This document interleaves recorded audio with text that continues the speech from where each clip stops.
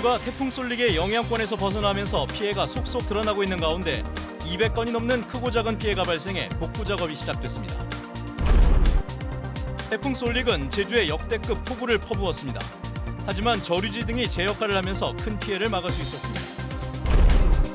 올 가을에도 강력한 태풍이 제주에 영향을 줄 가능성이 있습니다. 지구온난화로 쏠릭처럼 느리고 강한 태풍이 늘어날 전망입니다.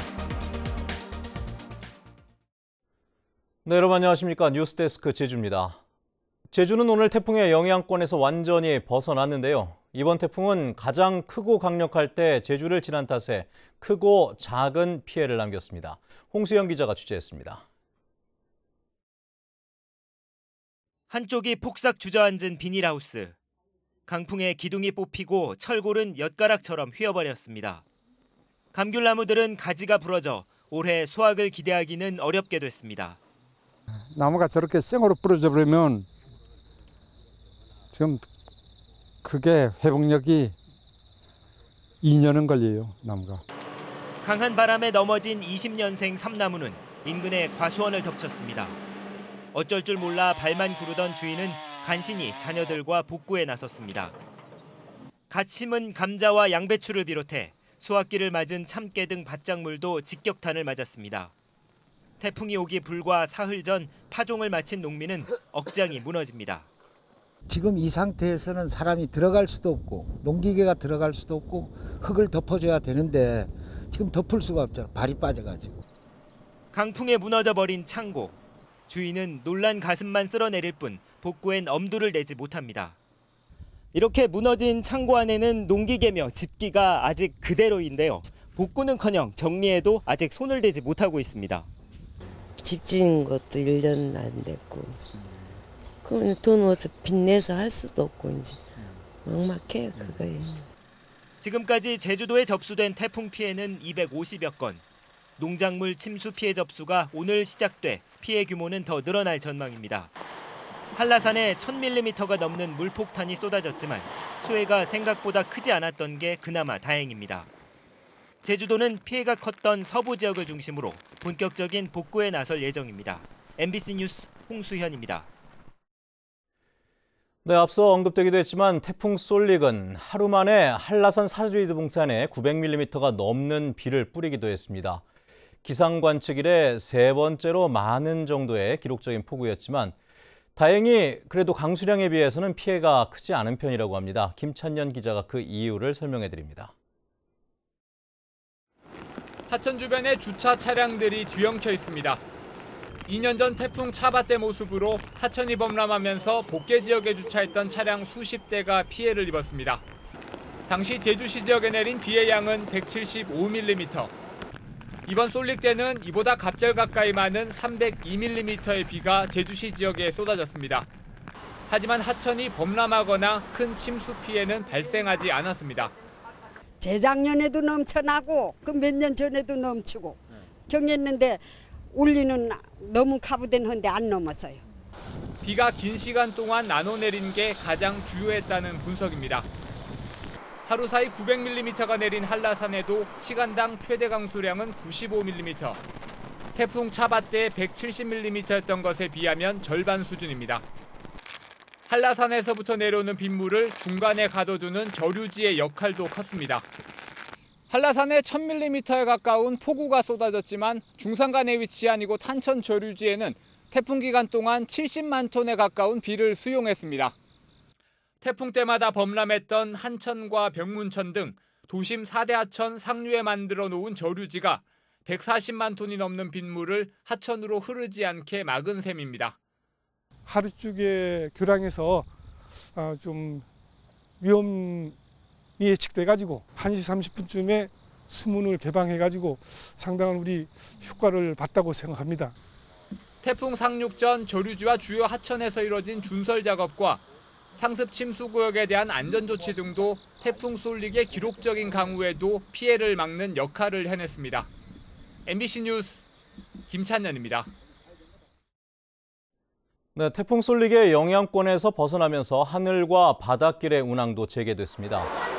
한국공항공사는 오늘 오전 7시쯤 김포에서 출발한 진 에어편이 제주공항에 착륙한 것을 시작으로 제주 기점 노선에 임시편 79편 등 항공기 560여 편을 투입했다고 밝혔습니다.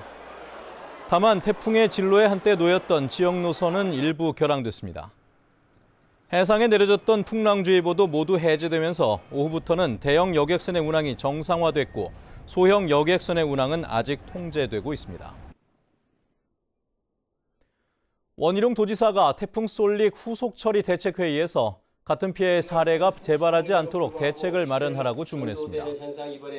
재난 상황 때는 해안변 관광지 출입을 통제하도록 지침을 마련하고 정전 사고 예방을 위해 전선 주변 방풍림 제거 계획을 세우라고 지시했습니다. 한편 태풍으로 인해 정전된 12,000여 가구 가운데 복구가 늦어진 2,000 가구에 대한 복구는 어젯밤 늦게 모두 완료됐습니다. 제주도는 태풍이 지나간 이후 장티푸스나 세균성 이질 등의 수인성 감염병이 우려된다며 음식물은 익혀서 빠른 시간 안에 먹고 조리기구를 소독해 줄 것을 당부했습니다. 또한 피부염이나 눈병 예방을 위해 복구 작업을 할 때는 장갑과 장화를 착용하고 깨끗한 물로 눈과 손을 자주 씻는 등 개인 위생 관리를 철저히 해야 한다고 당부했습니다. 태풍 솔릭은 지나갔지만 올 가을에도 강력한 태풍이 찾아올 가능성이 적지 않다고 합니다. 지구온난화로 인해 솔릭처럼 느리고 강한 태풍이 앞으로 늘어날 것이란 전망입니다. 조인호 기자입니다. 올 들어 지금까지 발생한 태풍은 20개. 올가을에도 9개에서 12개가 더 발생해 1개 정도는 우리나라에 영향을 줄 것으로 기상청은 예상했습니다. 역대급 폭염 속에 태풍이 가장 많았던 지난 1994년에 36개에 근접할 것이라는 이야기입니다. 특히 올가을에는 엘니뇨 현상으로 태풍의 발생 위치도 우리나라와 먼 동태평양으로 이동해 태풍의 강도도 세질 것으로 보입니다. 이동 거리가 길어지면 해상에서 많은 수증기를 흡수할 수 있는 시간이 길어지기 때문에 우리나라 쪽으로 오면서 강한 태풍으로 발달할 가능성이 높습니다. 지구온난화의 영향으로 솔릭처럼 느리고 강한 태풍도 늘어날 것으로 보입니다. 우리나라 주변 북서태평양의 경우 70년 전보다 태풍의 속도가 30%나 느려졌습니다. 지난 2009년 대만에 이틀 동안이나 머물며 3,000mm의 폭우를 쏟아부었던 태풍 모라꽃은 시속 6km로 이동한 대표적인 느림보 태풍이었습니다. 지구온난화가 진행되면 극쪽의 온도가 더 올라가서 극과 열대역의 온도차가 줄면서 전체적으로 순환이 늘어지게 되고 늘어진 순환 때문에 태풍의 이동 속도가 늘어지는 특히 한반도 주변의 수온이 높아지면서 태풍이 가장 강력해지는 위치도 대만에서 제주도 부근으로 북상하고 있어 방제 시스템을 더 강화해야 한다는 지적도 나오고 있습니다. MBC 뉴스 조인호입니다.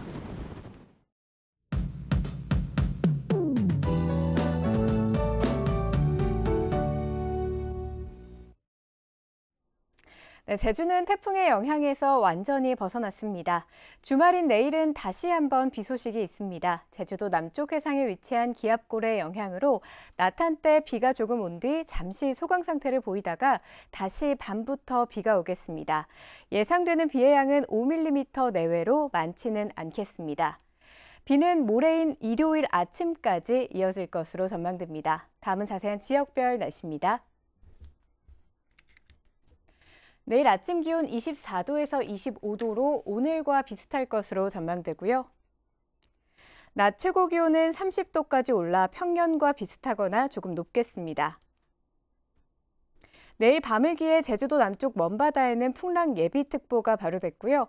당분간 제주도 남쪽 해안에는 너울에 의한 높은 물결이 일면서 해안 도로나 방파제를 넘는 곳이 있겠습니다. 시설물 피해와 안전사고에 주의하시기 바랍니다. 주간 날씨입니다. 다음 주 화요일까지 기압골의 영향으로 비가 내릴 것으로 전망됩니다. 기상정보였습니다. 제주 신화월드에 투자한 중국 부동산 개발업체 양지해 회장이 체포됐다고 홍콩과 중국 언론이 전했습니다.